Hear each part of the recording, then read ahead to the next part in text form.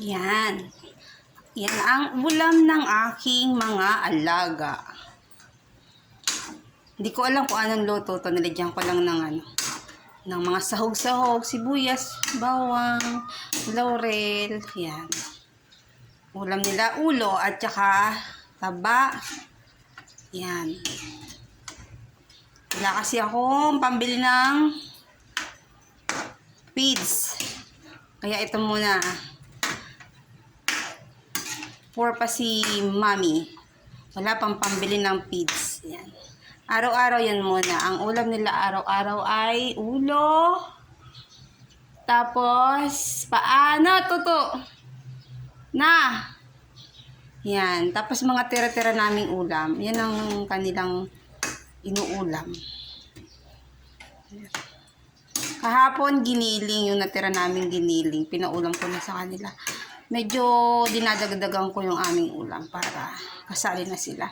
Tapos kasi, yung aking si Mimi Pot, di masyadong nakain ng kung ano-ano kaya, eto gusto naman niya yan. Si Mila Pot nakain ng hotdog. Tapos si Toto kahit sabaw, ganan, kaya marami sabaw yan. Yan guys. Diba? Pinapalambot ko ng mabuti para ano yung kanilang pagkain. Na Mimi Pot. Gutom na Mimi Pot ko. Gutom na mga alaga ko. Kahit ako, ang ulam ko lang, grabe, kapraso lang ang ulam ko na, tapos sabaw, tapos sa kanila lang lahat.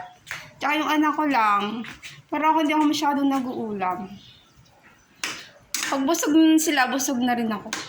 Nagkakapi lang ako, yun lang. Pero kasi, madami kasi sila, may gulay, Ilan ang aking pusa? 8, 4 ang aking ano. Dati madami akong pambili, ngayon wala na akong pambili. Mahirap ako ngayon. Kaya, tiis-tiis muna guys sa ulo. Yung bumibili ako ng ulo, 3 araw nila yung 1 kilo. Tapos yung paa, 3 araw din na, bali 1 week na. Yung 2 kilo, ayun. Tapos 10 kilong bigas na mumurahin. Yung tigta 28 lang nakikinig si Cookie. Cookie! Bakit? Nagluluto na po. Pinaluluto na ako ng mga yan. Maga ako nagising 5 o'clock. Nagluluto na akong almusal namin tsaka pagkain nila. Yan. Medyo konti na lang. Tapos yung kanin naman nila is malamig na. Kasi kagabi ko pa yung niluto.